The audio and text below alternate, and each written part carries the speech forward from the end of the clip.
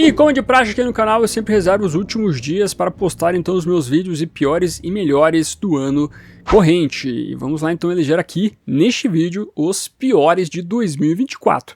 Já adianto para vocês que a gente teve um balanço bem positivo para o universo do morcego aí com as produções. Por isso que no vídeo seguinte, o de amanhã, se tudo der certo, vai ter muita coisa aparecendo. Dos piores, nós temos algumas coisas aqui relevantes que nós temos que comentar, mas ainda assim eu acredito que não foram muitas coisas que realmente a gente pode falar como algo pavoroso. Então aqui tentando a nata da nata do ruim de 2024. Alguns até que são discutíveis, tem uma galera que pode gostar, mas não me apeteceram muito. Mas então assista esse vídeo e amanhã você confere os melhores, hein? Muita coisa boa pra gente falar. Vamos começar falando sobre quadrinhos que me decepcionaram, especialmente que saíram lá fora, que a gente acompanhou aí mensalmente, que nós tivemos, na verdade, o Chip Zdarsky fazendo algumas coisas meio estranhas, né? Começando já o ano com Coringa ano 1. Quem lembra disso aí, né? Pois é, meus amigos. Um arco de histórias que era uma continuação de Batman no Zero, tentava explicar ali um pouco o que envolvia uma continuidade com o personagem, sem necessariamente falar da origem dele, ao mesmo tempo que falava de um futuro distópico, onde o Coringa, então, estava lá ceifando pessoas com um vírus mortal. Um quadrinho que não precisava. Coringa no 1, convenhamos, não era uma história que você fala, precisa fazer uma história de origem do Coringa. Um Coringa não havia necessidade. Você teve toda a polêmica com a arte do André Sorrentino, que era uma arte que tinha inteligência artificial. O André Sorrentino não se defendeu em relação a isso. A DC tinha aberto uma espécie de investigação interna para saber o que tinha acontecido. Nem teve resolução mais sobre esse negócio, meio que baixou a poeira e ninguém comentou mais. Entretanto, isso marcou também toda essa história, esse arco em 3 partes. A única coisa boa que eu posso dizer para vocês foi a resolução envolvendo os 3 Coringas, que eles tiraram lá, então, efetivamente, né, de qualquer tipo de discussão canônica envolvendo os 3 Coringas de Jeff Jones, para colocar a ideia de que o Coringa tem 3 personalidades internas. A única coisa interessante. Agora, esse negócio do personagem ter um mestre, que é o mesmo mestre do Batman, e coisa nesse sentido, para mim, realmente foi uma coisa que não precisava. Sem falar que o Zdarsky ele complica também o meio de campo quando começa a colocar coisas do ano 0 como canônico também, né? É aquela salada cronológica editorial que não vai pra frente. O que é canônico? Ano 1? Ano 0? Os dois. Mas pô, aí fica difícil, né? Então aí o Zdarsky deu uma errada, sem sombra de dúvida. Sem falar que o próximo arco dele também não foi uma das melhores coisas, que envolve toda a prisão lá do Zunenar, né? Zunenar efetivamente virando um robozão do mal, caçando o Batman, prendendo ele, o Homem-Morcego tem que se virar. Uma história que não terminava efetivamente nessa trama toda aí do Dark Prisons, continuava em Absolute Power, que é uma história interessante até essa do Absolute Power. Ela ok, essa mega saga. Mas ainda assim, o que o Zdarsky fez em Batman se alongou demais com o conceito do Zur, que acabou trazendo, sabe? Aquela coisa que você fala, chega, Zdarsky, já deu. Não precisa continuar com isso. Então a gente pode dizer que a maior parte da revista mensal do Batman, da fase Zdarsky, deu uma decepcionada. Eu ainda gostei de algumas histórias recentes. O último arco eu tô achando ok, vamos ver como é que vai ser o final. Aquela história envolvendo o clone do Batman, bem como a trama da Batman 150 foram interessantes. Aí depois você vai pros tie-ins lá de Absolute Power, que são fraquíssimos também. Então realmente a revista mensal do Batman ficou devendo esse ano. Zdarsky está caindo fora do título aí, né? Veremos o Batman Silêncio 2. Pode ser que Silêncio 2 seja melhor que a fase do Zdarsky, hein? Vamos ver. Mas acho que esse ano não deu. Foi bem fraco aí toda essa jornada. Inclusive, falando sobre quadrinhos, eu acho que os adiamentos, eles também podem ser colocados ou categorizados como coisas ruins que aconteceram em 2024, teve bastante coisa sendo aí adiada, né? Você teve, por exemplo, lá o quadrinho do Rafael Grampar, que só saiu no final do ano agora, teve vários adiamentos. O Batman 89 Echoes, que começou em dezembro de 2023, até hoje não terminou esse quadrinho. Minissérie em 6 partes, não estamos falando de uma maxi-série. Ou seja, realmente isso pode ser um fator aí decisivo no sentido de decepção esse ano envolvendo os quadrinhos que saíram lá fora. É uma coisa interna que a DC tem que tomar um pouco de cuidado. Não lançar as coisas simplesmente achando que vai dar tudo certo, porque os adiamentos, eles dão uma arranhada no que envolve o lançamento do quadrinho. Eu acho que isso prejudica demais as vendas e o interesse do público. Então, para mim, os adiamentos entram aqui na minha lista de piores. E olha que eu tô gostando de Batman 89 Echoes, eu tô achando interessante todo o quadrinho, tem um momento ou outro que eu achei mais fraco, mas ainda assim no todo eu tô achando uma trama bem bacana. Por isso que fico um pouco frustrado quando você não tem uma continuidade correta do quadrinho. É claro que em alguns casos você pode levar em consideração problemas pessoais dos quadrinistas que estão fazendo, isso pode acontecer também. Só que eu acho que quando você tem mais de um título tendo esse problema, aí já não é uma coisa só do quadrinista passando por um problema, mas sim que existe um problema interno da própria DC. Então acho que é legal ressaltar isso. Agora vamos falar sobre animações, meus amigos. Esse ano a gente não teve nenhuma animação só do Batman, né? Uma animação só do personagem. Esse ano ficou faltando, convenhamos, né? O Batman sempre tem alguma outra coisa aparecendo, por mais que em melhores de 2024 vai ter uma animaçãozinha lá, já adianto. Mas a gente teve o Batman participando de outras animações, né? E esse ano nós tivemos a bendita Crise nas Infinitas Terras em 3 partes. Não bastava uma animação. Teve 3 animações para adaptar essa mega saga aí, famosíssima da DC, mas de uma maneira que, olha, o sono, a chatice, foram os atributos que resolveram colocar então em toda essa adaptação. Animaçãozinha chatinha do caramba. A primeira parte até que foi pelo arco que envolve o Flash. Eu achei que ficou bacana todo o desenvolvimento com o personagem ali. Não é uma das melhores coisas. Mas a gente estava passando por uns momentos bem tensos envolvendo o Tomorrowverse. Aquela animação envolvendo War Worlds, o mundo bélico, foi bem fraca. Então quando você teve a primeira parte da crise, a gente pensa, pô, ok, melhorou um pouquinho se comparado ao mundo bélico. Mas daí quando vem a segunda parte com aquele prelúdio chato pra caramba da Supergirl e ao mesmo tempo do Pirata Psico, pra a gente ir pra frente com a história da crise, que também é um saco, promessa de participações que são bem em passão, o Batman futuro aparecendo lá e pouco fazendo alguma coisa, os membros da Bat-Família bem avulsos ali também, estão ali pra nada praticamente. Quando você chega na terceira parte aí, meus amigos, acabou. Aí realmente a galera quis fechar tudo isso com uma chave de bosta, convenhamos. E é muito interessante que você tinha nas prévias algumas participações de animações importantes, Super Amigos, Batman Animated Series, Liga da Justiça. E essas participações, eu acho muito bizarro como a DC trata essas homenagens do passado. Eles fazem o negócio simplesmente para destruir, né? Então a Crise das Infinitas Terras foi basicamente uma oportunidade de você destruir o passado de animações da DC / Warner. É que nem foi no filme lá do Flash, que o propósito das participações especiais lá era você destruir os mundos, basicamente. Que coisa estranha. Então, para mim, realmente é uma animação que ela é chata, que não leva a nenhum lugar. Você também não sabe o que vai acontecer, se é para acontecer alguma coisa, porque a intenção era acabar com o multiverso e fazer o monoverso. Mas e aí, vai continuar esse negócio de multiverso, monoverso? Ou ficou só tipo, deixa quieto, a gente não vai mais explorar isso? É uma animação também que mais confunde do que necessariamente corrige, o que nem precisava ser corrigido, convenhamos. Então, repetindo, uma animação chata, sem alma, que não leva a nada, não corrige nada, e só tem o propósito de destruir as animações anteriores do universo da DC. Literalmente, do multiverso da DC, literalmente, é destruir.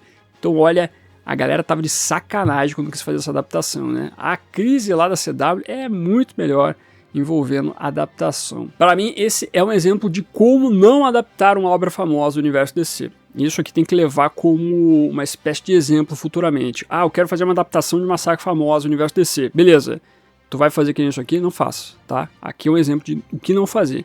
Show de bola, porque realmente, olha, decepção total com esse trabalho. Tem outra animação aí que a gente talvez não possa necessariamente categorizar como uma grandíssima decepção, mas também foi bem fraquinha, né? Aquela animação Isekai lá do Esquadrão Suicida não deu certo, meus amigos. Foi uma coisa bem sem sal, bem sem graça, efetivando muito o que é o problema de você adaptar o Esquadrão Suicida. Ninguém sabe adaptar direito o Esquadrão Suicida, a não ser as primeiras obras lá, né? Por exemplo, Batman Assalto em Arkham, ao mesmo tempo o Esquadrão Suicida do James Gunn. O restante dos trabalhos, que a gente vai falar de outro aqui, tá?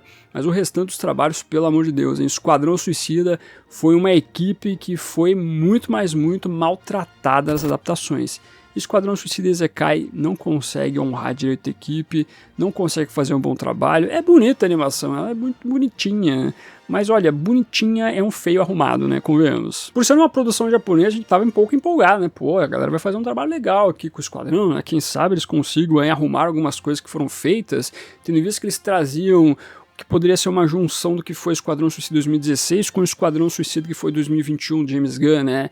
Trazer elementos das duas produções cinematográficas e fazer uma boa adaptação. Afinal das contas, foi ó, fraquíssimo. Então não valeu a pena, meus amigos. Vale a pena assistir? Vai lá e assista, né? Vai que você gosta. Mas realmente, ó, nossa, é fraco pra baixo. Pra mim, não deu certo. Me desculpe. Outra animação que decepcionou, essa aqui, na verdade, eu não sei se necessariamente ela prometia alguma coisa, mas eu coloco como fraco também. Essa animação é spin-off da Arlequina, do Homem-Pipa. Pois é, meus amigos, não curti.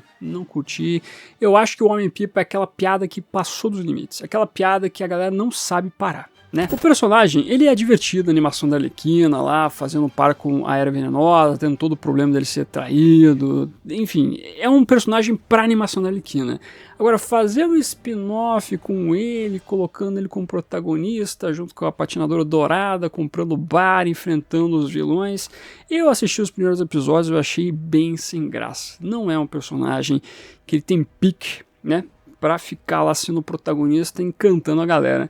Não acho que o Homem-Pipa é um personagem extremamente carismático. Ele é engraçado como coadjuvante. E olha lá. Convenhamos que a galera pegou o Homem-Pipa dos quadrinhos do Tom King, achando que ele era uma piada gigantesca, sendo que, na verdade, quando você lê lá a origem do personagem envolvendo seu filho, é bem trágico. Não é uma história engraçada, não é uma história divertida. É bem triste. Eles pegam o conceito desse personagem e avacalham como todos os vilões em Arlequina, mas isso não quer dizer que você vai começar a fazer spin-off de um monte de personagem desnecessário. Então acho que esse também deveria ser um exemplo de, olha, não precisa ficar fazendo spin-off da animação da Arlequina. Concentre-se na animação da Arlequina, porque teve a última temporada que não foi legal também, ela foi bem mais ou menos. Então acho que é importante também a galera entender isso. Não dá pra fazer spin-off de um monte de personagem dessa animação. Foca na Arlequina que já tá bom, é divertidinho. Então fica nisso. Não precisa ficar fazendo spin-off do Homem-Pipa, me desculpe, mas realmente não deu. Agora, outra decepção aqui, essa aqui na verdade ela estava marcada que isso iria acontecer. A gente sabia no nosso coração que, olha, vamos tentar defender, vai dar certo, vamos acreditar, mas no fundo do nosso coração a gente sabia que não ia dar certo, que foi o game Esquadrão Suicida Mate a Liga da Justiça, que saiu esse ano. Quando foi adiado esse jogo lá em 2023... você sabia, né, que ia dar problema. Mas, pô, um ano de adiamento praticamente, pô, vai dar certo, né? Não, vai rolar realmente. A galera vai conseguir trazer um bom jogo. No final das contas, teve muito mais polêmica envolvendo a história e não sei o que. E ao mesmo tempo, se fosse só o problema da história, tudo bem. A jogabilidade é um saco, chata pra caramba. Eu já joguei esse jogo no modo história, fui até o final, achei ok só pela história, e digo ok, porque eu achei bem bagunçado. Teve toda a polêmica também envolvendo essa questão das temporadas. Começa a primeira temporada com o Coringa lá de outra realidade, de outro multiverso, aí você tem que ficar farmando para conseguir liberar o personagem, sendo que a intenção, por ser um jogo pago, era você já ter tudo meio que liberado ali para você fazer, né? Já que é o live service aí pago, então pô, deixa tudo liberado. Mas não, você tem que ficar farmando pra conseguir liberar Coringa, os outros personagens. Inclusive, as temporadas dos outros personagens também são bem, né?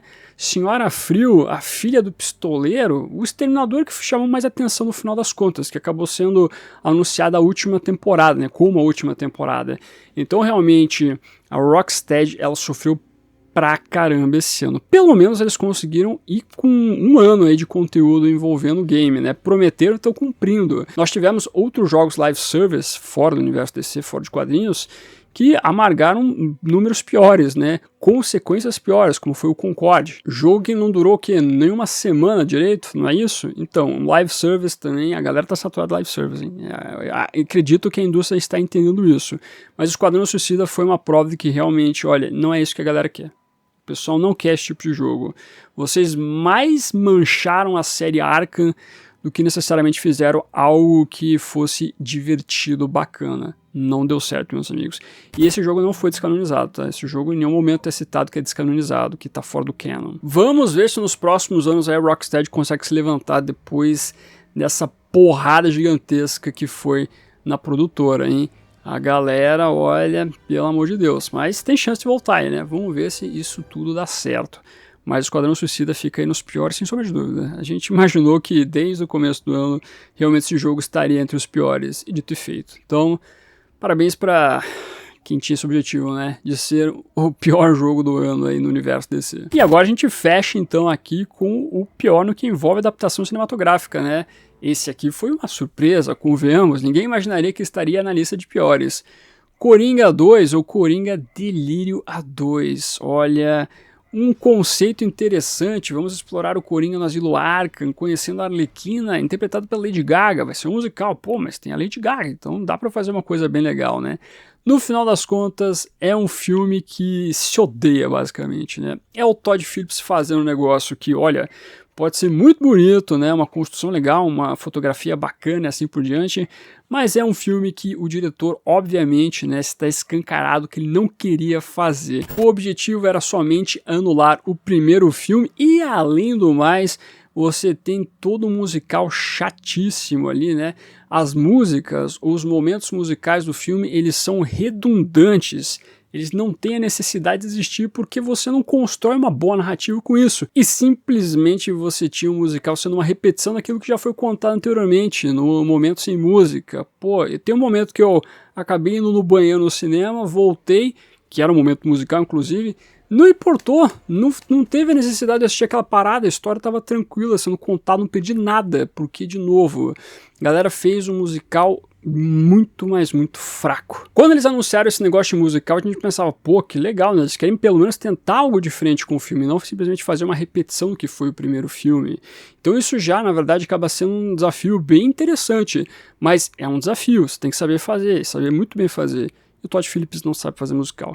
Então, como o Quentin Tarantino aqui acabou categorizando esse filme como uma grande piada do Todd Phillips pro público, né? O Todd Phillips mandando o público, o executivo, todo mundo às favas e o público também não gostando. Então foi um casamento feliz, né? O Todd Phillips não queria fazer esse filme, o público não gostou desse filme, então todo mundo meio que abraçou o que envolve a ruindade desse trabalho.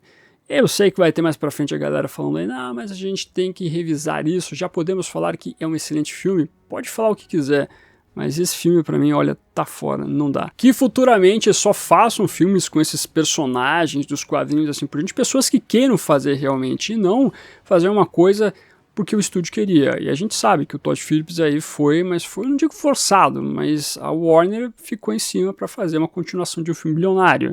No final das contas, deu o que deu aí, né? Conseguiram fazer um filme ruim com o Coringa. Parabéns. Isso é pra poucos. Então fica aí, né? Talvez seja o pior de 2024. Colocaria Esquadrão Suicida e Coringa juntos. Coringa 2. Esses aí me decepcionaram fortemente, de uma maneira assim que eu não consigo elogiar nenhum ponto especificamente. Mas aí, esses foram os meus piores. Eu quero saber os seus piores. O que foi intragável esse ano aí que você falou, não deu. Isso pra mim realmente foi muito ruim. Comente aqui embaixo, quero saber tudo de você. Lembrando, amanhã tem os melhores. Aí vem coisa boa, hein? Vem muita coisa boa. Porque o ano 2024 foi bem bacana pro universo do morcego. Mas traga todos os seus comentários, traga todos os seus piores de 2024. E lembrando, todo dia tem vídeo aqui no canal, hein? Por isso eu vou dedicar 2 videozinhos pra você assistir. Comentei as notícias envolvendo adiamentos do Batman aqui, de Batman 2 só pra 2027. Triste, hein? Mas veja lá as informações. E ao mesmo tempo teve nosso jornalzinho de domingo, trazendo atualizações, vendo animações, filmes, séries, tudo do Batman passa por aqui. Então veja lá o Batido de Notícias. Agradecendo como sempre os membros do canal, o pessoal que está aparecendo aqui embaixo, muito obrigado por ajudar a financiar esse projeto. Não esqueça de curtir esse vídeo, se inscreva no canal se você é nova, que é o melhor lugar para você ficar muito bem informado sobre o universo do Batman. Isso foi ficando por aqui.